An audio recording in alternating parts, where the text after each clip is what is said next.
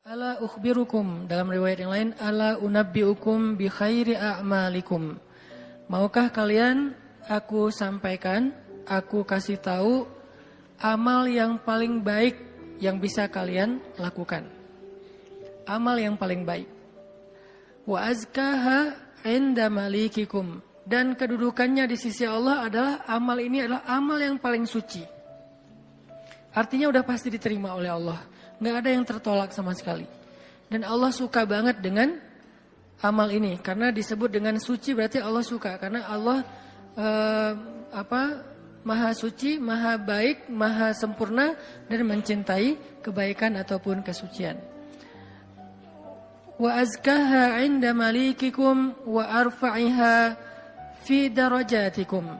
Dan dia menjadi amal yang paling tinggi mengangkat derajat seseorang.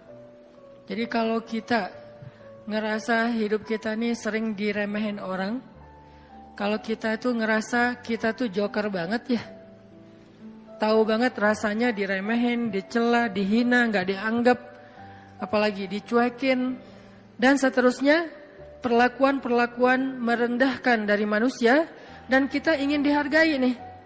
Kita pengen dimuliakan, kita pengen dianggap sama orang lain, sama teman kita, sama geng kita, sama masyarakat. Maka kata Nabi, wa arfa'iha fi darajatikum. Amal ini paling tinggi mengangkat derajat kalian. Sehingga siapa yang mengerjakan amal ini, maka insya Allah dia akan menjadi orang yang sangat mulia. Orang yang sangat dihargai. Orang yang sangat dikagumi. Orang yang sangat disegani. Arfa'iha fi darajatikum. Wa khairin lakum min infaqiz zahabi wal fiddah. Ini lebih dahsyat lagi. Amalan ini lebih baik daripada kalian menginfakkan emas dan perak. Lebih baik daripada menginfakkan emas dan perak. Siapa di antara kita yang pernah sedekah emas 1 kilo? Gak ada yang pernah, termasuk yang nanya. Mana pernah kita sedekah emas 1 kilo? Yang seharga sekarang berapa sekilo emas? Enggak jualan Ustaz. Berapa? Kurang lebih 700 juta? 600 ya? 600-an juta. Ternyata ada pedagang emas di belakang. Sekarang harga 1 kilo emas 600-an juta misalnya. Siapa dari kita yang pernah berinfak 600 juta dan itu berkali-kali dalam 1 hari? Bukan berkali-kali dalam setahun, berkali-kali dalam 1 hari. 1 kilo. Ntar siang, 1 kilo. Sore, infak, 1 kilo. Malam mau tidur, 1 kilo lagi. Sehari 5 kilo. Dan bahkan bisa puluhan kilo, ratusan kilo. Sehingga Nabi mengatakan, wa khairil lakum min infaqiz zahabi wal fiddah. Lebih baik bagi kalian, bukan sama, lebih baik daripada berinfak dengan emas dan perak. Makanya Nabi mengatakan, khairi a'malikum, sebaik-baik amal, sebaik-baik perbuatan. Wa khairil lakum, ini ada yang lebih dahsyat lagi. Wa khairil lakum min antalqau aduwakum fatadribu a'naqahum wa yadribu a'naqakum.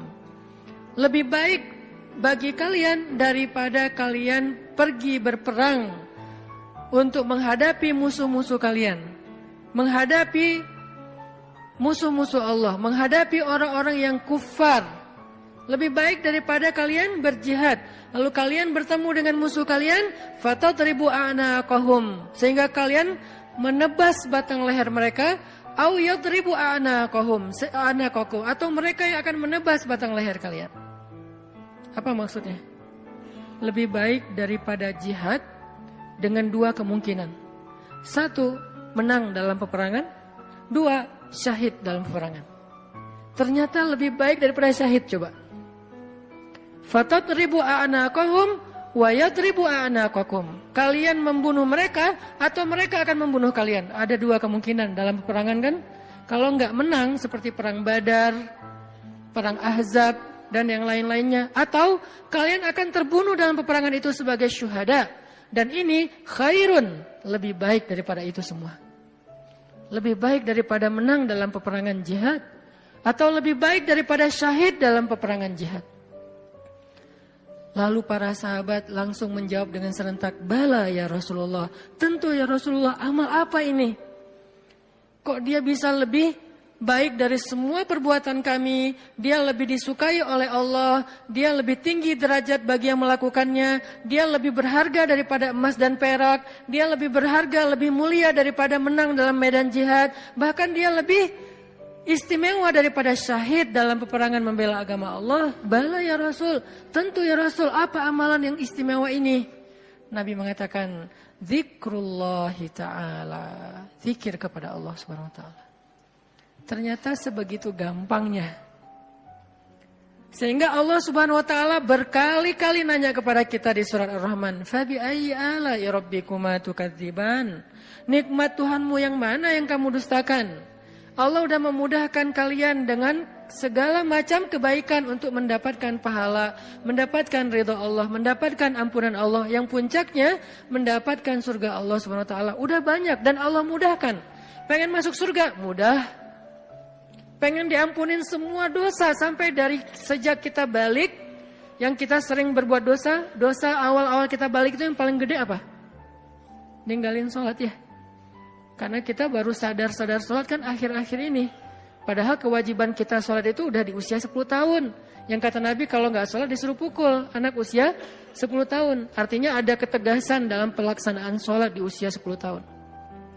Usia 11 tahun, 12 tahun kita masih kelas 5, kelas 6 SD. Kita sering banget ninggalin sholat. Gimana caranya sholat yang begitu besar pahala atau begitu besar dosanya kalau ditinggalkan bisa dihapuskan oleh Allah? Apakah kita harus jungkir balik sholat yang sebanyak-banyaknya? Enggak mudah bagi Allah. Ternyata semua kebaikan di sisi Allah itu Allah beri dengan cara mudah. Bahasanya Ar-Rahman, pemurah, dimurahin sama Allah. Allah murahin. Mau surga? Murah. Padahal surga itu mahal. Kata Nabi, ala sil'atallahi hiyal ghaliyah, ala sil'atallahi hiyal jannah. Bukankah harta Allah itu mahal dan harta Allah itu adalah surga? Surga itu aslinya mahal, tetapi Allah mudahkan dan Allah murahkan bagi kita orang yang beriman. Ampunan Allah itu berharga, tapi Allah murahkan. Ridha Allah itu sesuatu yang sangat istimewa, langka, tetapi Allah murahkan. Jadi termasuk dengan ibadah ini, zikir yang begitu mudah, zikir yang begitu ringan, zikir yang begitu yang santai, nggak perlu modal untuk berzikir. Kamu udah zikir belum? Kenapa? Gak cukup modal. Nggak ada orang yang nggak berzikir gara-gara kurang modal. Kalau kurang modal untuk kayak bisnis, wajar. Justru mencari dunia itu mahal dan susah. Modalnya gede, hasilnya belum tentu. Itu juga pengorbanannya berdarah-darah. Belum lagi nanti dizolimin, dikerjain, ditipu orang. Setelah sekian lama baru dapat, udah tua. Itulah dunia. Susah banget ngedapetinnya. Ngerasain gak susah banget ngedapetin dunia? Ngedapetin dia, susah kan? Susah banget. Perjuangannya, ya Allah, luar biasa. Kok Ustaz bisa menjiwai sekali kalimat itu? Mengalami. Itulah dunia. Sedangkan apa yang Allah tawarkan di akhirat itu ringan. Tetapi kita, mungkin itulah kelemahan saya dan kita semua, bahwa memang kita lebih memilih yang susah, udah gitu berkeluh kesah, meninggalkan yang mudah dan mendustakan nikmat Allah. Kita pilih yang susah, pas udah capek berkeluh kesah. Ya Allah, kita nuduh Allah macam-macam. Padahal Allah udah ngasih yang paling mudah, tapi kita abaikan dan kita kufur kepada nikmat Allah. Jadi teman-teman yang dirahmati Allah, Nabi sendiri yang menawarkan kepada kita sekarang dalam hadis riwayat Hakim Tirmizi dengan derajat yang sahih tadi. Ala unabbiukum ya syabab Bandung, maukah kalian aku berikan sebuah amalan wahai pemuda-pemuda Bandung? Apa itu? Amalan yang khairul lakum min infaqiz zahab, yang lebih baik daripada menginfakkan emas, lebih baik daripada mati syahid, walaupun syahid juga tetap mulia, lebih baik daripada menang dalam peperangan. Tentu kita akan menjawab seandainya kita ketemu dengan Nabi, bala ya Rasulullah, Tentu ya Rasul. Apa amal itu apa? Dan kita mengatakan bala bukan dengan kalimat cuek. Bukan dengan kalimat boleh sih apaan ya Rasul. Enggak gitu. Kita ngomongnya itu bala dalam bahasa Arab sesuatu yang kayak antusias banget. Kalau mereka nggak antusias, mereka nggak akan bilang bala. Mereka bilang bala ya Rasulullah, artinya antusias. Sehingga kita menjiwai hadis ini, walaupun kalimat hadis ini nggak terlalu panjang, cuma satu kalimat pendek yang kalau dibaca kurang dari 5 menit selesai. Tapi menjiwainya, memahaminya itu butuh waktu sampai kita bisa benar-benar senang dengan nasihat dari Nabi ini. Bukankah banyak orang cari nasihat jauh-jauh ya? Sekarang yang ngasih nasihat Nabi langsung. Sehingga kita mengatakan, bala ya Rasul. Apa itu ya Rasul? Apa amalan itu? Saya pengen dapat semua kebaikan yang Nabi katakan tadi. Lebih dari ini, lebih dari ini, lebih dari ini. Dan Allah sangat suka dengan amal itu. Otomatis Allah suka dengan orang yang beramalnya. Zikrullah kata Nabi. Mengingat Allah. Berzikir kepada Allah. Makanya itulah kenapa Allah Subhanahu wa taala berfirman di surat Al-Ahzab yang tadi kita baca. Ya ayyuhalladzina amanu uzkurullaha dzikran katsira wasabbihuhu bukratan wa asila. Wahai orang yang beriman, ingatlah Allah, berzikirlah kepada Allah dengan zikir yang sebanyak-banyaknya. Kenapa? Karena zikir itu ringan. Allah nggak nyuruh kepada kita sesuatu yang berat. Allah belum bilang jahidul kuffar, perangilah orang-orang kufur. Allah baru mengatakan anfiqu min amwalikum, sedekahkan harta kalian, min amwalikum, sebagian dari harta kalian. Enggak. Itu mungkin buat kita masih butuh waktu belajar. Sekarang Allah mengatakan uzkurullaha dzikran katsira, ingatlah Allah, sebutlah Allah, zikirlah kepada Allah sebanyak-banyaknya. Kenapa? Lebih baik dari semua tawaran-tawaran yang itu. Allah kalau nawarin kita untuk jihad, kemungkinan besar kita akan mencari-cari alasan. Dan orang yang mencari-cari alasan dari kewajiban berjihad apabila sudah wajib, maka dia udah jelas sifat kemunafikannya. Baca nanti di ayat-ayat tentang jihad, surat At-Taubah, surat Al-Anfal, termasuk surat Al-Ahzab. Ada banyak cerita-cerita tentang jihadnya Nabi. Dan sebagian besar orang yang menolak atau mencari alasan untuk enggak ikut sama Nabi, itu tuh udah pasti terlihat jelas kemunafikan pada diri mereka. Sehingga Allah menggolongkan mereka termasuk orang munafik. Allah marah kepada mereka sehingga menyebutkan dengan kalimat kabura maqtan indallah. Allah marah sekali dengan kata-kata mereka. Di dalam surat yang lain dikatakan mereka itu termasuk orang-orang yang pendusta. Mereka bilang inna buyutana aurah, rumah kami sedang ada banyak masalah ya Rasul, mohon maaf kali ini enggak bisa ikut. Yang lain mengatakan anak saya sakit ya Rasul, maaf gak bisa ikut. Yang lain mengatakan saya kurang enak badan ya Rasul, maaf gak bisa ikut. Semua alasan yang mereka katakan, Nabi hanya bilang ya sudah. Tapi Allah mengatakan aku tahu isi hati mereka dan mereka orang munafik. Berat soalnya perintah jihad itu berat. Alhamdulillah kita di Indonesia gak ada kewajiban berjihad, soalnya penjajah kita sudah pergi dan diusir oleh para pahlawan kita. Coba kita masih hidup di zaman Belanda atau Jepang atau Portugis, maka kita semuanya wajib berjihad membela tanah air. Alhamdulillah udah merdeka, jadi kewajibannya bukan lagi jihad, lebih ringan dikit, dakwah. Tidak perlu mengangkat senjata, cukup kita mengajak kepada kebaikan. Karena seandainya perintah jihad itu muncul di tengah-tengah kita sekarang, kemungkinan besar kita akan mencari 1001 alasan. Ada yang alasannya saya masih kuliah lah, ada yang alasannya saya belum nikah lah. Memang ada alasan gak bisa berjihad gara-gara belum nikah. Ustadz, nanti kalau saya syahid terus saya belum, statusnya masih jomblo gimana Ustadz? Gak usah dibahas sekarang. Hampir kepancing. Artinya, ya kalau seandainya perintahnya adalah jihad, kita mungkin termasuk orang-orang yang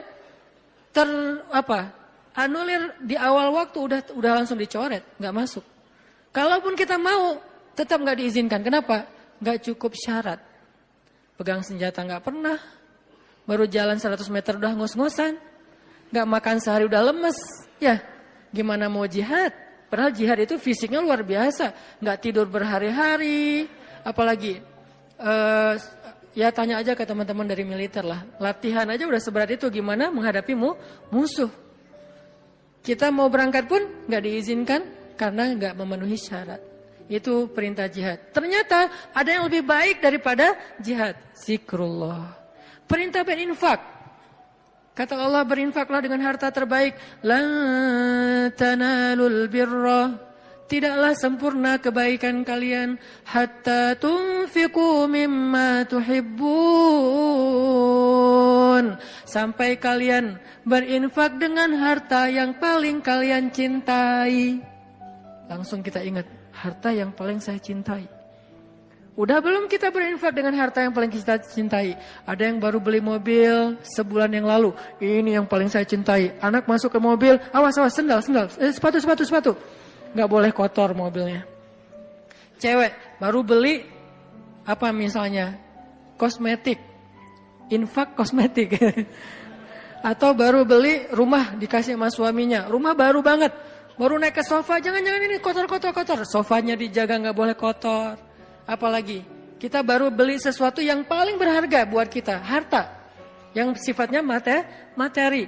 Maka kata Allah, tidak sempurna infak kita sampai kita pernah, walaupun gak apa-apa, gak usah sering-sering, pernah menginfakkan harta yang paling kita cintai. Berat pasti, karena infak kita itu baru harta yang sisa. Kelebihan harta, bahasa lembutnya. Kalau bahasa vulgarnya, sisa. Infak makanan sisa. Infak pakaian sisa, giveaway. Apalagi infak uang sisa, receh. Jadi infak kita tuh masih infak sisa. Baik Ustaz, baik, tetapi belum sempurna. Karena ada derajat, ada tingkatan-tingkatan. Ada yang menginfakkan harta yang lebih, oke, sisa. Ada yang menginfakkan setengah hartanya. Ada yang menginfakkan yang paling dia cintai. Ada yang menginfakkan seluruh hartanya, yaitu Abu Bakar As-Siddiq. Kita level yang paling dicintai aja belum sanggup. Lalu Nabi mengatakan, mau nggak kalian aku tawarkan yang lebih baik daripada infak harta yang paling kalian cintai?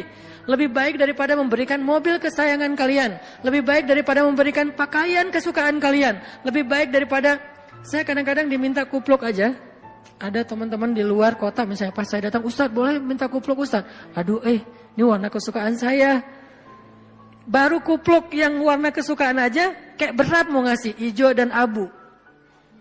Pernah dulu karena gak bisa nolak, dia udah baik banget sama saya. Sampai sekarang saya ingat-ingat, itu topi ya, sukaan saya banget tuh. Sampai sekarang diingat-ingat. Kalau ketemu dia saya langsung nyari, dia kok gak dipakai sih topinya, balikin dong kalau gak dipakai gitu kan ya. Saking kayak emang kesukaan saya banget. Itu aja gak bisa, padahal murah loh. Masih hitungan puluhan ribu atau ratusan ribu. Baju-baju yang kesukaan saya yang saya sering pakai tuh, kotor cuci langsung, keringin, setrika, pakai lagi. Karena senang banget dengan baju itu, diminta sama orang lain, mau gak ngasih? Kayak masih berat, Nabi itu pernah dimintain baju yang beliau suka banget, diberikan oleh Raja Khorasan. Beliau pakai baju itu kayak sweater, karena baju musim dingin, beliau pakai kayak sweater gitu, keluar rumah, tiba-tiba kata seorang laki-laki di jalan, ya Muhammad bajunya bagus banget, boleh minta nggak? Orang Badui, terlalu jelas ngomongnya, to the point. Muhammad tuh bajunya bagus banget, boleh minta nggak? Nabi langsung senyum, kamu suka? Ya, langsung dibuka sama Nabi, dikasih. Nabi pulang dalam keadaan gak pakai baju. Coba, dingin-dingin. Gak ada alasan, aduh saya lagi gak pakai daleman, dingin nih. Gimana ya? Gak pakai alasan, langsung ngasih. Nabi emang udah paling sempurna lah, udah gak usah dibandingkan. Jadi kalau bicara infak yang paling disukai, Nabi itu udah lewat lah. Kita baru baju aja, kupluk, topi, mikir. Ada papan skate. Walaupun gak jago main, tapi ada papan skate yang kayak buat saya tuh kayak ini kayak bersejarah. Saya paling sering jatuh karena papan ini gitu. Terus kalau ada yang Ustaz mau gak give away papan skate untuk donasi atau apa, itu masih mikir lama. Ya udah deh, yang ini aja deh. Ada 3 misalnya, ngasih yang jarang dipakai. Masih gitu coba. Nah sekarang Nabi bilang, mau gak aku tawarin sesuatu yang lebih istimewa daripada kamu berinfak dengan semua barang kesukaan kamu. Koleksi kesukaan kamu. Ternyata ada yang lebih istimewa. Apalagi? infak, jihad, syahid, dan yang lain-lainnya. Nabi mengatakan, mau nggak yang lebih baik dari semua amal kalian? Tahajud, amal itu jamak. Tahajud, puasa Senin Kamis, infak, jihad, tilawah, dan seterusnya. Apa ya Rasul? Zikrullah.